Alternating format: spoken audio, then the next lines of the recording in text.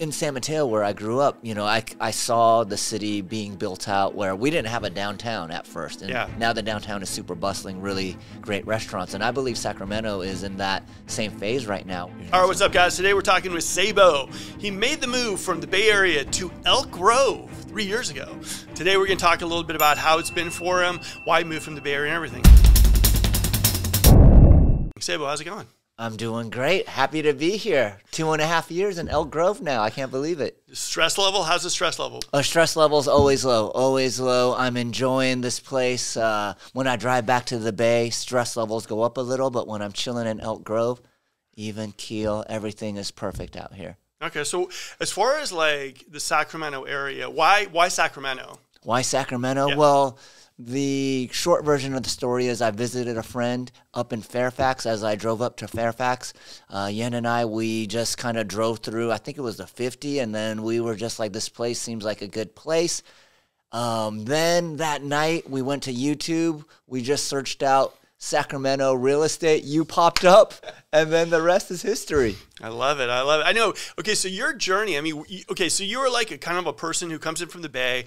They fall in love with Sacramento, but they just don't know a lot about Sacramento. So you and I, our journey took us what? To El Dorado, to Auburn, to I think Grant Bay even. Yep. And then we circled into, and then all of a sudden Elk Grove popped in, and you're like, this is the spot for me. So why, as far as like the other spots that we looked at, if you would have found, because we were still on low inventory, if you would have found something there, would you have pulled the trigger? Oh, totally. I mean, I don't know if you remember, every house we went to, I was like, this one is cool. And then my better half was like, you know what, let's wait. And I was getting a little frustrated because school is about to start. I knew we needed to move. And, you know, I'm really glad that she waited until we found a house that we both loved. But yeah, El Dorado Hills, Granite Bay, Rockland, these were Folsom, Roseville. These were all towns that I was ready to move into. Okay, so what was the biggest thing as far as like what were you living in San Jose or like in the Bay Area? What were you living in? What does that square footage look like? Yeah, we had a 1,300 square foot townhome. Okay. 1,300 square foot townhome. HOAs were $800 a month. Yeah, I mean, even just saying that word out loud just sounds so crazy right now. $800 for HOA. Now, let me ask you, could you ever go back to that square footage? Never. I mean, our chicken coop is like almost as big as our townhome now, you know. Our chicken coop's 900 square feet. So when I really think about what we used to live in and what we have now with the 2 acres, it's just, it's almost like a different world that we lived in. You know, that was like bizarro Seibo that was okay with paying, you know, $5,000 a month to be living in a 1,300 square foot townhome. And yeah, to me, it almost seems like a sickness now. It's like, wow, I was really just like kind of like mentally sick back then to be okay with living in such a small place. So let me ask you something. For me, I have my brother who lives in Walnut Creek. And whenever I go to the Bay Area, you know, it's like everyone's always like, hey, you know, you can go to the Bay Area if you want to. Whenever I go to the Bay Area, I just feel that stress, that kind of anxiety. It's like you hit the freeway and it feels like there's just traffic. And for some reason, I don't know what it is. And I know the Bay Area has beautiful weather, but sometimes I'm always hitting it when it just seems a little like dark. Do you know what I mean? And like the traffic just gets me. And I feel that anxiety where I'm just like, can't wait to get home. Can't wait to get home. But how do you feel when you hit the Bay Area now? Exact. I mean, there is some nostalgia because there are my favorite restaurants there, but we've learned to cook really well up here. And yeah, whenever we go back, once we get to about 580 where Berkeley is, you know, when like the traffic just really starts backing up, there is this feeling in my nervous system that is very familiar to me, which is like, this is a town all about like infinite scaling, infinite growth. Everyone is in that mindset. And it's tiring being around people like that. And one of the things that I really appreciate about moving out here is no one has asked me what I do for a living. You know, that's one of my pet peeves in San Francisco. It's like within 5 minutes, they ask you what you do. And I know that's just like a polite way of them figuring out how much time should I spend with this guy? And is there something I could leverage out of this guy's network? Yeah, I mean, when I was living in San Francisco, it was the same exact thing. And you kind of get used to the idea of settling, right? It's like, you're like, oh, I just got something. I'm there. Hey, like everyone else is doing it. So you know, I got something. I should be so grateful that I got what I got. And then a lot of people come out here and they're like, oh, I can have that? And I'm like, yeah, you can have that. I mean, it's just here, you know, like as far as you go, like, I guess it is like, what was that feeling like of when you saw these big houses and you were like, I can have that? Oh, it felt like we won the lottery, like we all of a sudden had expendable cash. We could buy the home of our dreams, like to go from 1,300 square feet to over 3,000 square feet. It's just, and to have like money left over too, and just so much more acreage to plant food, to play with my dogs. It really was like this eye-opening moment of everything that we were working so hard for in the Bay Area, that like, oh, we could have like our dream home like right now, not when our kids graduate, not when I'm making seven figures, but right now if we just made the decision. And luckily with the pandemic and companies allowing people to work from home, we just decided to pull the trigger really quickly. Was this, I always tell people this too. I'm like, the surreal moments are like the first like week or two that you're in your new house. You're sitting there and you wake up, and it's like, for me, even myself, when I did my first move here, like the move that I say to myself, I love my house. Like it's like you get a permagrin on your face. You're just like, whoa. It kind of feels like you're in Airbnb, kind of like you have that vibe of like, is this really, this is where I'm living right now? Like, because your setup out there is just amazing. Like the lawn, the pool. I mean, it looks like kind of like a mini hotel or like a B&B or something like that. So. Yeah. I mean, I definitely wake up every day just filled with gratitude. I love it when my friends come and visit and they could see how much further their money could go up here. And even if they didn't have like the same budget back in the Bay, like there's a ton of like new home developments that are super affordable. So, I mean, every day I wake up, I get to take my dogs out. My backyard is bigger than the dog parks in San Francisco. They get to play outdoors. My daughters love going outdoors. Back in the Bay, we would always have to watch them when they're outdoors because we were worried about whatever was going to happen in the Bay Area when you leave your kids unattended. And out here, it really feels like, like when I grew up in the 80s, like we could be outdoors. Yeah. They walk over to their friends' homes. My neighbors come over, give me like lemons, apples, peaches. It's just a really different environment. And it really does make me feel that, like if you're grinding and hustling and you enjoy being in the Bay Area, this message isn't for you, but literally everyone that I speak to, they have this inner feeling of just knowing like there's something off here, but they have the golden handcuffs because they work at Facebook or Google. They feel like they can't move away because there's no other opportunities. But I believe that you just have to make the decision, and if you have a will to live in a certain area, you'll find out a different way to make money and be able to provide for yourself out here. Well, here in Sacramento, I mean, have you noticed how like the entrepreneurial spirit is kind of like so thriving here? Like I run into all the people all the time. Oh yeah, I'm doing this, I'm doing that. And people are kind of like, because we don't have that crazy, like, like I always say to myself when I hit the Bay Area, it's almost like money's flying out of my wallet. Tolls, parking, this and everything too. It's just, it was always a very stressful feeling for me. The idea of going out, even getting a taxi from one spot to another, it's just like, whoa, that's just like nuts. Here, I feel like I don't have that pressure to go out. I don't have that pressure to like, oh my God, I only have like this square footage. So let's get out of the house, right? That's kind of a common thing in the Bay Area. Let's just get out here. Let's go to the park. Let's go for a walk. But like here in Sacramento, it's like, let's go to our backyard. Let's go to our pool. Let's go. You don't want to leave the house. Yeah, I mean, most of the times when I go out, it is to just someone's house and we're hanging out in their backyard, or they come over to our place and they help me, with the gardening or with the chickens or whatever it may be. But it is a different lifestyle. I think maybe if you're in your 20s, like living in San Francisco, there's a lot of things for you to do. But once you have a family, or once I had a family, I definitely stayed at home a lot more. And the difference between a 1,300 square foot townhome versus having 2 acres, I mean, it's hard to describe the feeling that I have every morning, other than I'm just super grateful. And every morning is like a new morning of like new adventures and different things to do in the garden. My neighbors are all really awesome people. The lifestyle that they have like is very much in alignment with what I want to do. They're out mowing the lawn like at 6 a.m. It kind of invigorates me to do some yard work. And then by noontime, I feel like, yeah, it's time to chill. And we just chill out by the swimming pool. We'll get the fire pit going. It's all these things that I would see in movies and just imagine, yeah, that would be cool to do one day. Or yeah, maybe if I had $4 or $5 million to get a home in San Francisco, maybe we would have like a little backyard to do these types of things in. And so, yeah, I mean, it really does feel like living the dream out here. And I'm just super grateful that we pulled the trigger when we did.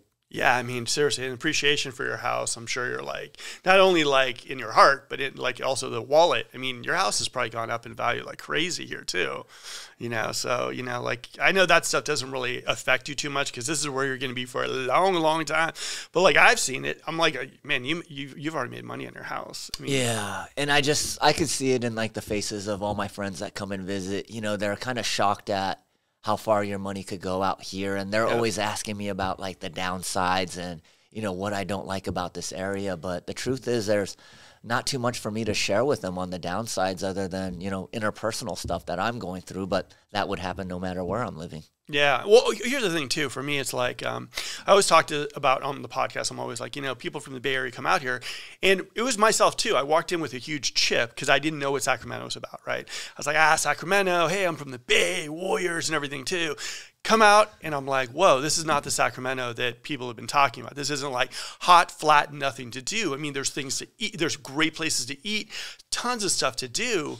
And the nice thing, too, is the idea that, like, there's a neighborly vibe in Sacramento that I think in the Bay Area specifically, there's not that as much anymore. I mean, don't you agree? Oh, man. Like, I mean, me and you, we're friendly people. When I greet people out in the Bay, sometimes they don't even return my greeting, or they'll maybe even, like, look at me like I'm crazy. So out here, everyone's super friendly. And, the way I kind of look at Sacramento right now was kind of how, in San Mateo, where I grew up, I saw the city being built out where we didn't have a downtown at first. And now the downtown is super bustling, really great restaurants. And I believe Sacramento is in that same phase right now where there's just a bunch of new things coming up. There's always something new to do if we want to go out and hang out. And I do believe that when you join a community while it's really on the come up, it's one of the most exciting times because there's always like a new movie theater, a new mall, a new restaurant to try out. Like I took my better half out to this place, Hello Tamaki, yesterday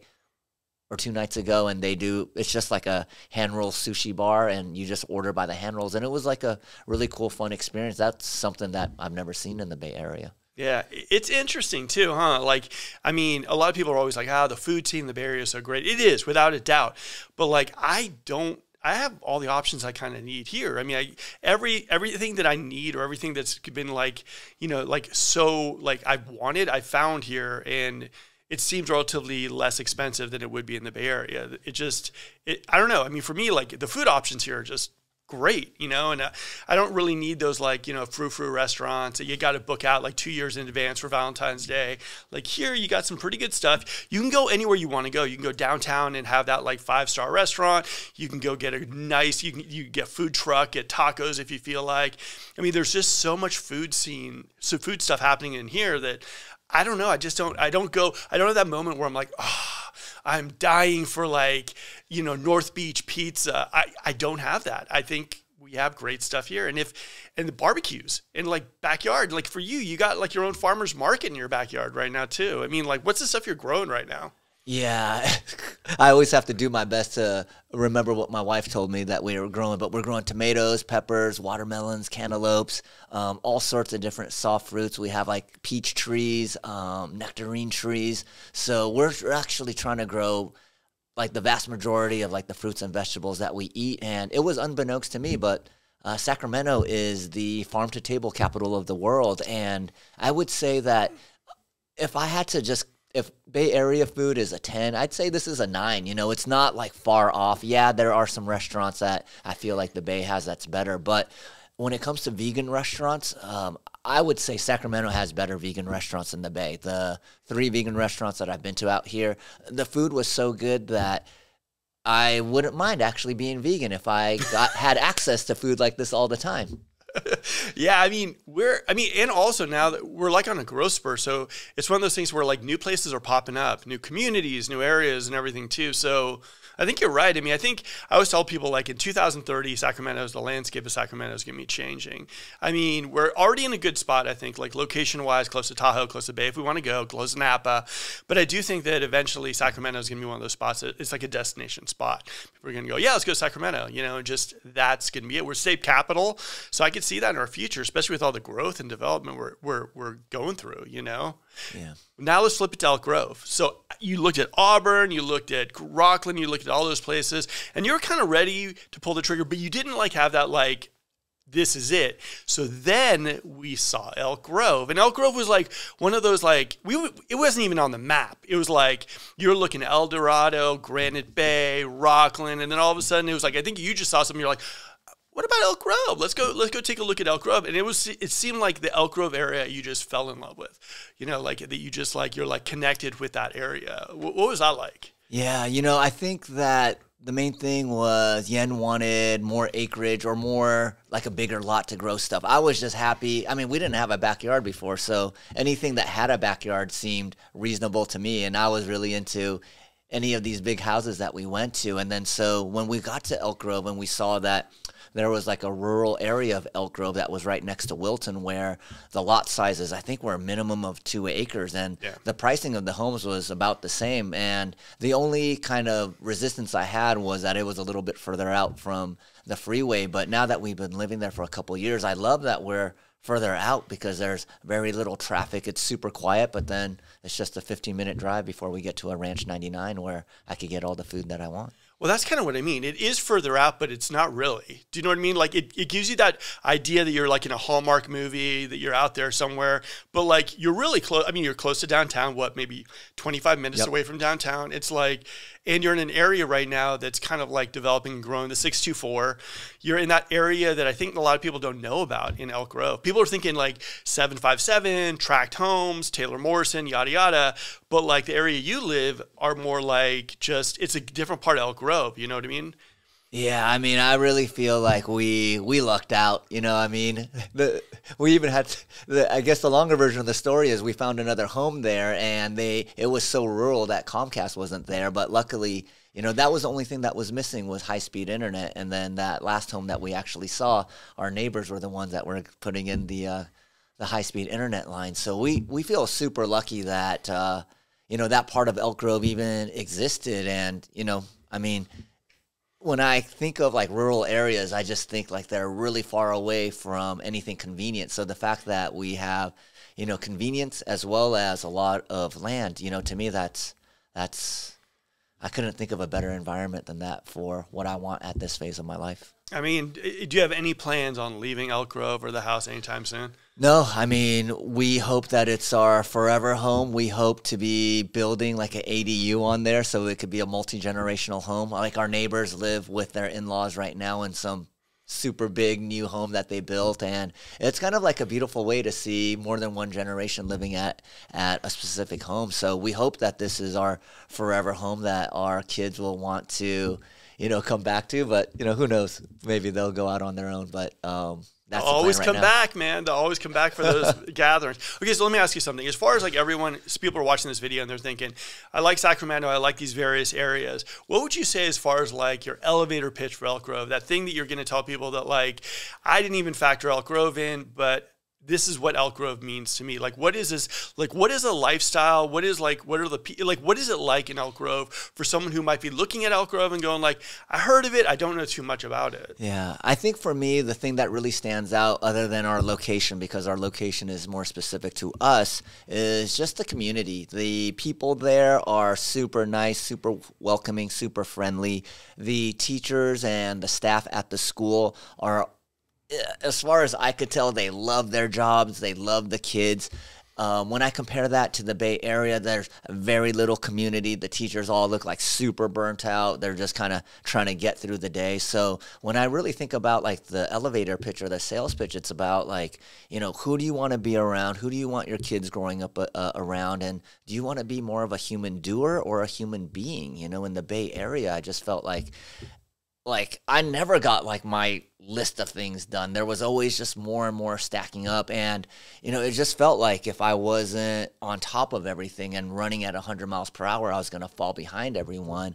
And so out here, I feel like I'm much more of a human. I get to be myself. I get to understand who I am without running a business or always doing business-oriented things. And to me, having the time to rediscover who I am as a person is probably the strongest sales pitch, because I do know that at least the circles that I run in the Bay Area, it's everyone is just like their identity is what they do as a job. You know, it's like, hey, I'm this. And then the parents, you know, sorry, the parents aren't even raising their own kids. Everyone needs nannies because they're working 12, 14 hours a day. And to me, that's like being in prison. You know, you're not living your life. You're not having sovereignty over what you want to do. And when you move out to a place like Sacramento where things are, I don't even want to say slower. I want to say this is like the correct pace for like what a human should be dealing with. And in the Bay Area, we know that,